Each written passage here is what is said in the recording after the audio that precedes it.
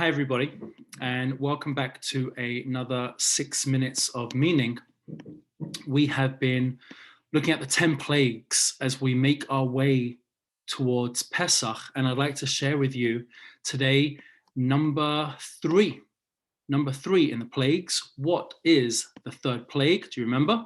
So far we have had Dam, Sephardeia, and that takes us to Kinim, lice.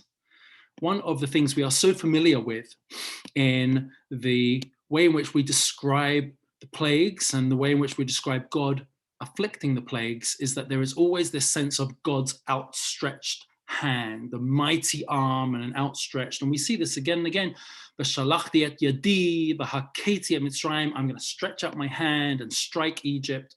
Or v'ga'alti etchem b'zroa netuyah, I will redeem you with an outstretched arm. And these are very familiar ideas. However, when we come to the plague of lice, believe it or not, we are introduced not to the hand and not to an outstretched arm, but rather etzba Elokim he. This is the finger of God. The finger of God? That's quite strange. What do the Egyptians mean by this? And by the way, it's the Egyptians who are saying this. Everybody has been afflicted with lice, and that's horrible and terrible and disastrous. And then suddenly the Egyptians are saying, this is the finger of God. One approach that most of the commentators point out is that if you look carefully, the Egyptians were battling against the Hebrews' God. We have our Egyptian gods and you have your Hebrew God, and fine, we'll see what your God can do. And they replicated the first two plagues. You can turn water to blood, we can turn water to blood. You can bring out frogs, we can produce frogs. And each time that Moshe and Aaron brought a plague, the Egyptian magicians did exactly the same thing. Now, this sounds absolutely insane, because if you are suffering from a plague, why would you want more of it? But pushing aside the Meshugana aspect of their repetition, that's how most commentators understand this phrase. It's the finger of God. And how do they interpret it? They say, you know what? This is actually pretty sophisticated. This is God in a way that our magic can't replicate. We don't know what is going on here.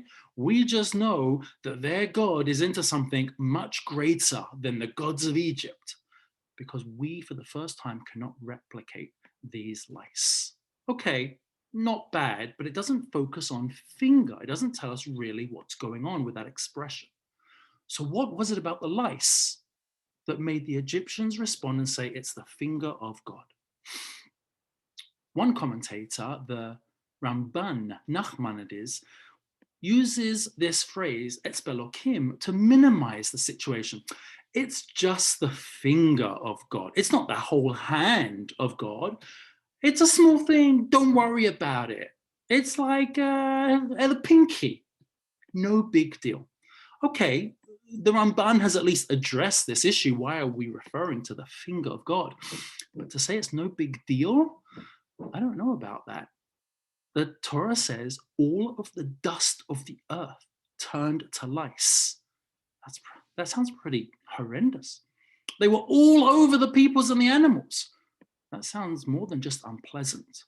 You know, I don't know if you've ever had lice, but if you remember back as a kid or maybe as a parent trying to take the lice out of your kid's hair, kids scratching their heads, parents are freaking out. Now, what if everyone you knew had lice? What if your dog and your cat were covered in lice? What if everyone on the street and everyone in the supermarket and every single person you ever went near were covered in lice, swarming everywhere, crawling over everything, on every inch of your body? The itching gets crazy. I think this goes beyond just gross. I think this would be maddening. And on top of that, now we come to the Egyptian magician saying, we don't know what's going on here. We can't replicate it. I think they were greatly alarmed. I think they were shocked. And I think there's something much deeper beneath the surface. Let's go further. I think the reason why the text says, etzba Elokim he, it's the finger of God when we come to the lice, can be discovered in Rashi. Rashi, the great French commentator, explains the reason they couldn't replicate this is because the magical dark forces have no power over a creature that is smaller than a barley corn. Fascinating. In a shade sholet albiria pachutimikasa'ara. The lice was so small, so insignificant, so tiny. The Egyptians couldn't replicate them, and that's what the reference to the finger is. This is a plague carried out with precision, with dexterous fingers, and rather a big stroke of the hand or a wide arm. This is a plague so small, it takes place on a microscopic scale. And this is why we're introduced to the finger of God. Fascinatingly, we believe that life is made up of the grandiose moments in our lives, the big wow moments, the earthquake, the hurricane, the fire. And we forget, like Elijah, that God actually appears in the kol damama daka, the still small voice. The Bnei Yisrael realized that when the Exodus was to end and all of this would be over, then the real work of creating a relationship with God would begin.